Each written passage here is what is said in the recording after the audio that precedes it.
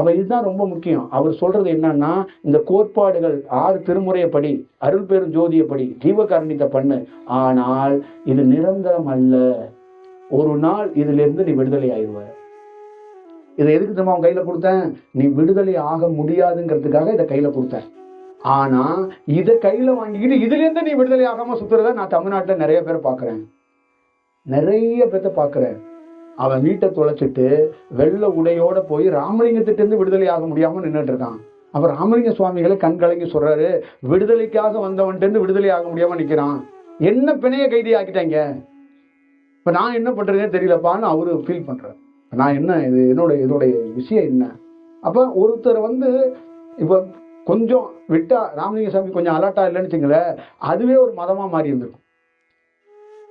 சத்தியமா மதமா மாறி இருந்திருக்குங்க. புரியுதுங்களா? நீங்க அந்த கிறிஸ்துவத்துல 2-3 ஒரு பிரிவு இருக்குல்ல, அந்த மாதிரி இது ஒரு பிரிவினையா மாறி இருந்திருக்கும். வெள்ளை உடையோட விளக்கோடு ஒரு டீம் வந்துகிட்டு அப்படி போயிட்டே வந்துகிட்டு இருப்பாங்க.